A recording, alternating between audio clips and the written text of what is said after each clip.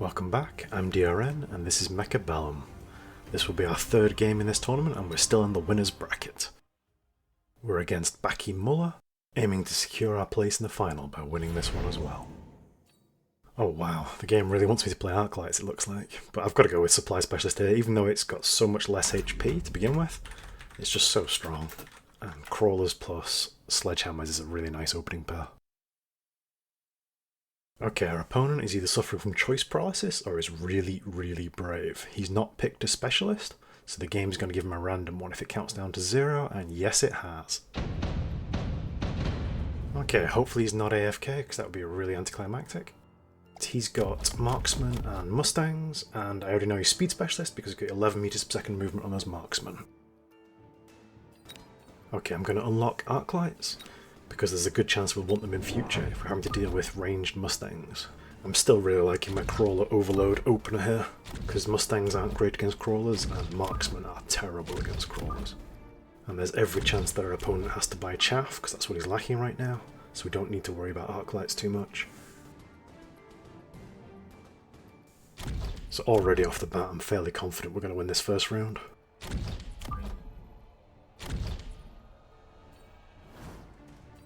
Yep, he's Speed Specialist, my OCD can rest easy. Had to check, sorry, I don't know why, but I have to. Let's see what he's thinking. Ooh, forward position Mustangs, supported by Arclights, and no chaff. Okay, so he's using the Mustangs as chaff, but they're going to be faster than the Arclights and overrun them, so they're going to run into our tanks straight away. So this is set up for Mustang carry, I think. He's going to go range and damage on the Mustangs as soon as he can. He's hoping to get early experience on them here. He's going to have a hard time running into tanks though. Yeah, the Mustangs have already evaporated. He'll need to move on to plan B, which I'm guessing will be Marksman carry then? Or maybe heavy Arclights or Arclight carry.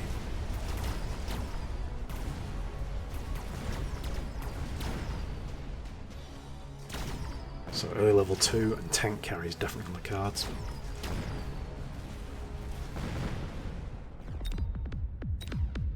No levels just yet on my tanks, but we're close.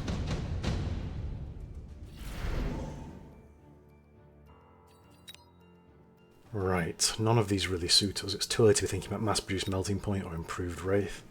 From our opponent's perspective, missile device specialist would be really good here for picking off our tanks. For us, this is an easy skip. We're rich, 550 in the second round, wow.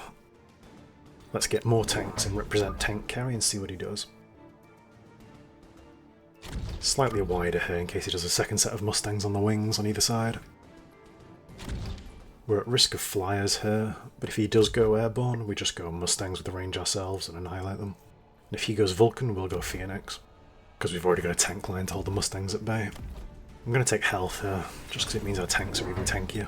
Yep, he's gone Wasp, good response. He'll win this round, but we've already got a plan for dealing with them. We just need to be careful because we've got very low starting HP as Supply Specialist.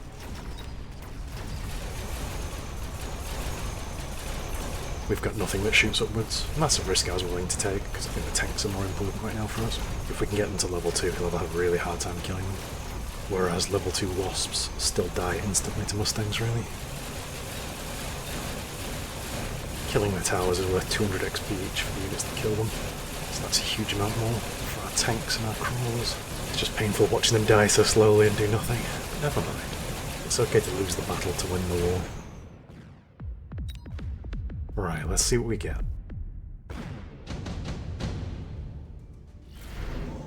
Ooh, 5 fangs, that's a lot of chaff. I mean, they'll die in seconds to the Mustangs, but his Mustangs aren't living very long versus our tanks anyway. Little bit worried about the Wraith, because it's a really good answer to everything we've got on the ground. Even the high level steel balls are a bit of a threat to our tanks, so he's got some good choices here. I think I'm most worried about the Wraith, because if he gets armor on it, then our Mustang counter to the Wasps falls apart as they get stuck on the Wraith. But I kinda had to take the fangs there, so many of them. And they're good versus the Wasps that he's already just shown. Spacing them out to arrive after our tanks have dealt with the Mustangs, so they don't get butchered. And I've put the Mustangs right at the back, so that they can be safe from Vulcans or Fire Stormcallers, if necessary. The only unusual positioning I've done here are these fangs right at the back, Then my insurance fangs in case he goes Phoenix. Everything else dies and then they walk up and destroy the Phoenixes, so we still win the round. But Mustangs with range beat Fangs with range, so we've already got the answer to the answer ready. Always trying to be thinking about our next move and what's the most efficient way of winning.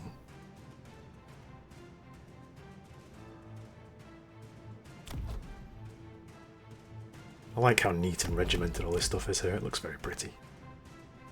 Ooh, he's taken shields off his Fangs. He doesn't have that as an upgrade. That's unfortunate for our opponent. Tanks are really good versus unshielded Fangs. More Wasps. Ooh, okay. If we didn't have the answer to these on the board, we'd be in trouble right now. I think it'd have been better suited getting the answer to the answer, like maybe going Vulcans or Scorpions, or Stormcaller perhaps. Right, let's see what happens.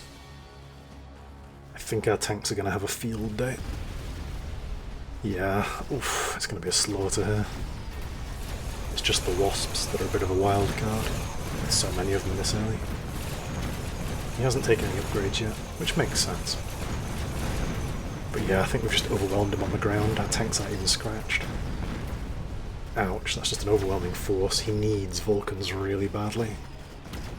But it might be too late soon. I'm going to get range on the Mustangs and they'll sit further back, so the tanks will just hold the line for us.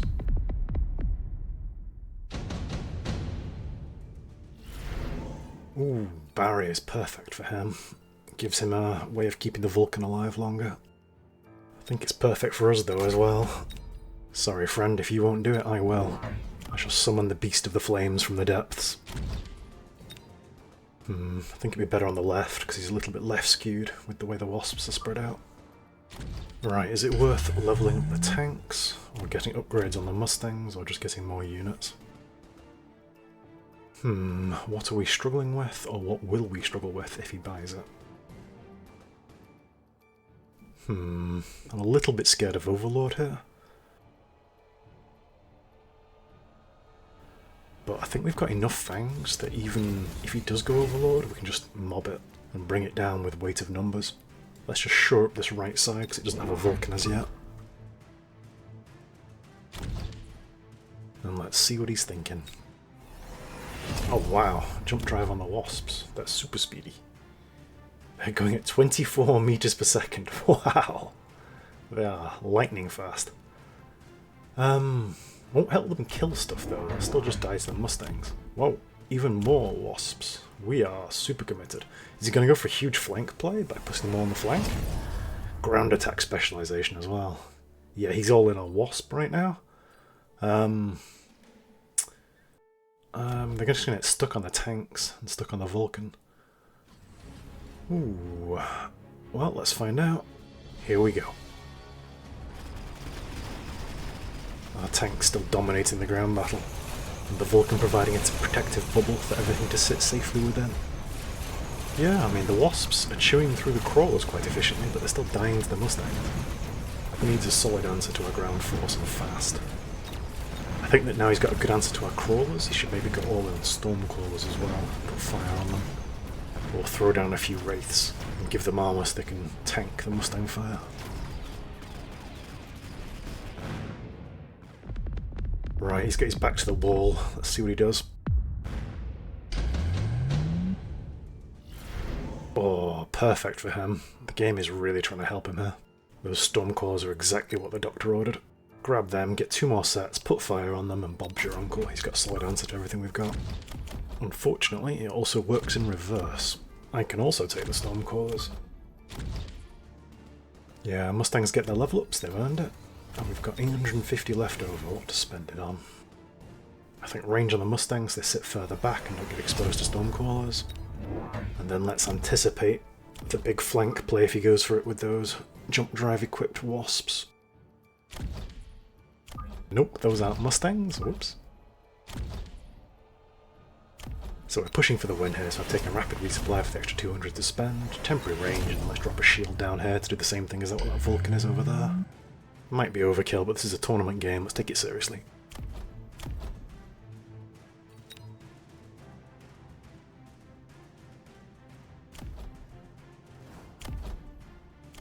Doesn't have shields on his Wasps, so if I place this missile perfectly, I'll catch these Mustangs as well, because they're much faster than the Fangs, they're going to walk right into the explosion. Ooh, I thought he was going to flank with the Overlord for a second then. Wait, he's taking jump drive on it as well? What? He likes speed. He should be called Speed Racer. You gotta go fast. Paint everything red. Oh, my typing skills. So rusty. I'll wait till the round starts before transmitting it so he doesn't see it as potentially rude or bad-mannered. There we go. Overlord moving at 18 meters per second. It's faster than a crawl. What the dickens is going on here? I think he's enjoying an exploration into the impacts of speed in Mechabellum. I can't blame him for having some fun. That's what games are all about. But it might not be the most efficient battle strategy for winning tournament games, I've got to say. Oh no, his Overlord's locked on crawlers. It's going to get dizzy. Never turn your back on an enemy. Ah, sorry dude, I'll try and make light of the situation without rubbing salt in the wound. Hope he had some fun. It was definitely a very creative play. From my perspective, that was a really interesting game. Just looking at the board after, it just shows you the power of Wasps and the limitations of ground specialization. Because it doesn't give you range, so the Wasps are still just as vulnerable, whereas air specialization gives you an extra 40 range, which keeps the Wasps further back and makes them more useful for shooting down enemy Wasps or enemy Overlords. I can understand why he picked it, because he was losing the ground war, but I think there were better alternatives for getting his footing back in that game. Like Barrier Vulcan like I did there would have been really good. I'm just looking at the kills the units got. He never got any level ups on his units, so there was a lot of potential power just never taken on the board. I think generally you should always take a level up if you can, and as long as it's not a chaff unit, it's just going to feed experience to the enemy. Because like I say, it's double the stats for half the price. It's a really good deal. These Mustangs needed to be further back, doubly so when you're a speed specialist. The Wasps, if you've got jump drive on them, you might as well be pressuring the flank with them, threatening, tower pushers, being annoying and making life difficult for your opponent. I don't think jump drive was the right technology on the boat. I think maybe Overlord artillery to blow up my ground units would have been better, or Photic emission to try and give him a bit more tankiness on the board. Didn't get temporary range. Final round he didn't go rapid resupply, so he missed out on 200 gold he could have had to spend, which would have let him upgrade his units or put some shields down. I think the Wasps were a bit of a damp squib for him. As soon as I got the Mustangs, they were just dead in the water. He needed a way of dealing with my Mustangs before the Wasps hit the front line and exposed themselves. Oh, again, I feel really bad. I'm not sure I can play in tournaments like this, it just doesn't feel fair. I don't know, I hope you find it useful and informative to see the differences in perspectives, the different approaches and priorities I make when making decisions here, but I don't think it was really fair on our opponent there. They need to use MMR for seeding, not combat power. So waiting on players ranked 2 and 3 to finish playing each other. It looks like Parasitic is way ahead there. Oh, it's over. Parasitic's won, so he'll be our next opponent. I think I've played him a few times on the ladder, he's a decent player, so I'm looking forward to our next match.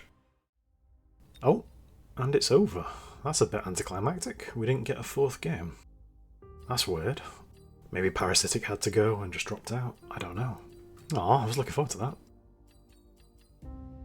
Oh well, I really enjoy playing tournament games as always. I hope you've enjoyed watching, and I'll see you next time.